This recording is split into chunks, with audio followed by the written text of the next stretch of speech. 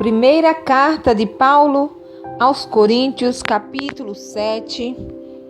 Nesse capítulo, Paulo ele vai tratar de 3 assuntos, que é conselhos sobre o casamento, uma vida de obediência a Deus e conselhos para pessoas solteiras e para viúvas. Amém? Capítulo 7. Agora, vou tratar dos assuntos a respeito dos quais vocês me escreveram. Vocês dizem que o homem faz bem em não casar, mas eu digo, já que existe tanta imoralidade sexual, cada homem deve ter a sua própria esposa e cada mulher o seu próprio marido. O homem deve cumprir o seu dever como marido e a mulher também deve cumprir o seu dever como esposa. A esposa não manda no seu próprio corpo, quem manda é o seu marido. Assim também o marido não manda no seu próprio corpo, quem manda é a sua esposa. Que os dois não se neguem um ao outro, a não ser que concordem em não ter relações por algum tempo, a fim de se dedicar à oração. Mas depois devem voltar a ter relações, a fim de não caírem nas tentações de Satanás, por não poderem se dominar. Não digo isso como uma ordem, mas como uma sugestão. Realmente eu gostaria que todos fossem como eu, porém, cada um tem um dom que Deus lhe deu. Um tem este dom e outro aquele. Aos solteiros e às viúvas, eu digo que seria melhor para eles ficarem sem casar, como eu.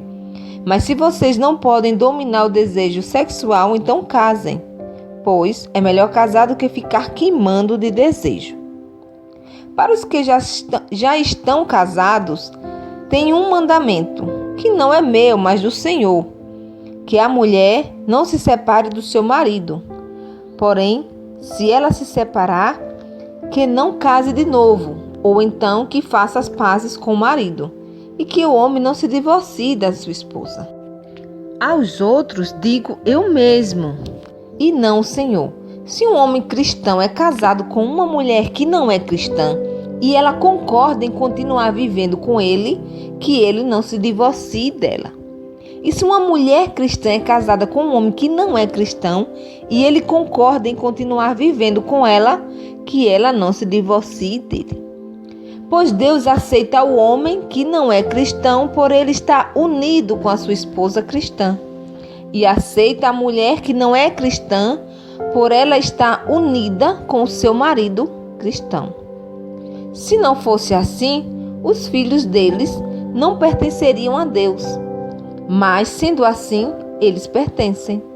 Porém, se o marido não cristão ou a esposa não cristã quiser o divórcio, então que se divorcie. Nesses casos, o marido cristão ou a esposa cristã está livre para fazer como quiser, pois Deus chamou vocês para viverem em paz. Esposa cristã, como é que você pode ter a certeza de que não vai salvar o seu marido? E você, marido cristão, como é que você pode ter a certeza que não vai salvar sua esposa? Uma vida de obediência a Deus. Cada um deve continuar vivendo de acordo com o dom que o Senhor lhe deu e na condição em que se encontrava quando Deus o chamou. É essa a regra que eu ensino em todas as igrejas. Se um homem judeu que é circuncidado aceita o chamado de Deus, ele não deve tirar as marcas da circuncisão. E se um homem não judeu que não é circuncidado aceita o chamado de Deus, ele não deve circuncidar-se. Não faz diferença estar circuncidado ou não. O que importa é obedecer aos mandamentos de Deus. Cada um deve continuar como era quando aceitou o chamado de Deus. Você era escravo quando Deus o chamou? Não se preocupe com isso. Mas se você pode se tornar livre, então aproveite a oportunidade. Pois o escravo que foi chamado pelo Senhor é agora um homem livre que pertence ao Senhor. Assim também o homem livre que foi chamado por Cristo é escravo de Cristo. Deus comprou vocês por um preço. Portanto, não se tornem escravos de seres humanos. Irmãos, Cada um deve continuar na presença de Deus, assim como era quando Deus os chamou. Conselhos para pessoas solteiras e viúvas.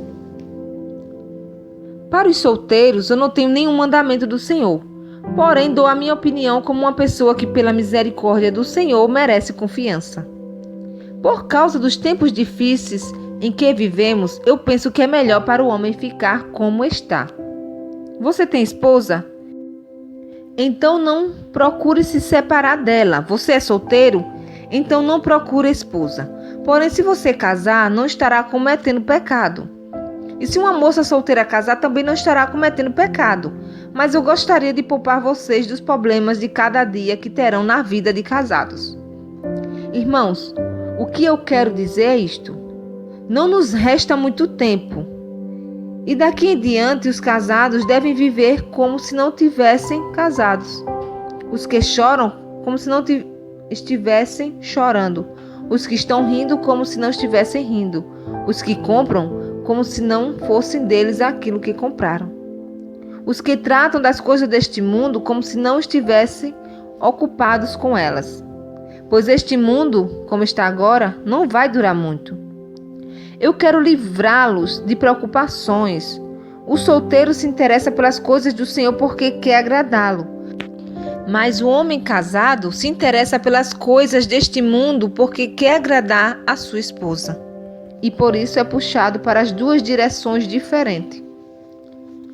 Quanto às mulheres, tanto as viúvas quanto as solteiras, elas estão interessadas nas coisas do Senhor porque querem se dedicar de corpo e alma a Ele.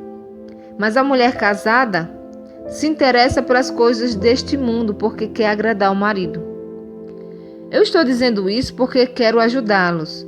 Não estou querendo obrigar ninguém a nada. Pelo contrário, quero que façam o que é direito e certo e que se entreguem ao serviço do Senhor com toda a dedicação.